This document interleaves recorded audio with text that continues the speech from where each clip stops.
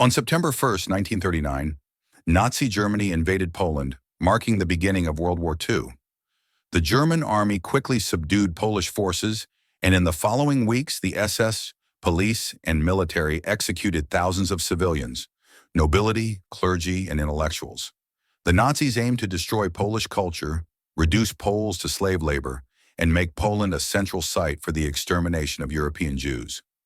Just one day later, on September 2nd, 1939, the Germans set up Stutthof, the first concentration camp outside Germany's pre-war borders.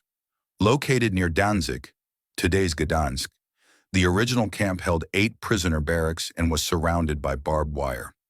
It soon expanded dramatically, becoming a place of forced labor, starvation, disease, and mass executions. Initially a civilian internment camp, Stutthof became a formal concentration camp under SS control in January 1942. In 1943, it was enlarged to include 30 new barracks, an electrified fence, a crematorium, and a gas chamber. By 1944, it was integrated into the final solution. Zyklon B gassing began that summer, and at least 4,000 Jews, including women and children, were murdered before evacuation. Altogether, some 100,000 prisoners passed through Stutthof, of whom 60,000 perished. Conditions were horrific. Prisoners endured starvation, forced labor, epidemics, and brutal punishments. Those too weak to work were executed by gas, lethal injections, or outright beatings. While Poles made up the majority until 1942, in 1944, thousands of Jews, mainly women, arrived from Auschwitz. The camp staff consisted of SS officers, Ukrainian auxiliaries, and later, women recruited from nearby cities.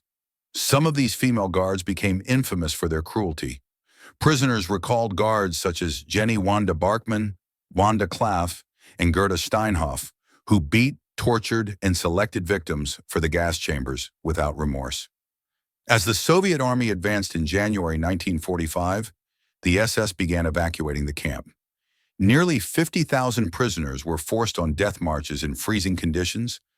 Thousands died from exhaustion, shootings, or being driven into the Baltic Sea in machine gun. By the time the Soviets liberated Stutthof on May 9, 1945, only about 100 survivors remained. After the war, the Stutthof trials brought the camp's personnel to justice. Beginning in April 1946, guards were tried for crimes against humanity. Many showed no remorse, even behaving arrogantly in court. On May 31st, 11, including 5 women, were sentenced to death by hanging. The execution took place publicly on July 4, 1946, at Biskupia Gorka Hill near Gdansk, witnessed by some 200,000 people. Former prisoners acted as executioners, placing nooses around the condemned. The method used ensured slow strangulation, lasting 10 to 20 minutes. As each truck pulled away, the criminals swung, some crying, others defiant to the end. The crowd shouted, "For our husbands! For our children!" as justice was carried out. In the aftermath, the bodies were sent to the Medical University of Gdansk for anatomical study. No tears were shed for the Stutthof guards who had inflicted so much pain. The story of Stutthof remains a chilling reminder of Nazi brutality, the suffering endured by countless victims, and the demand for justice after unimaginable crimes.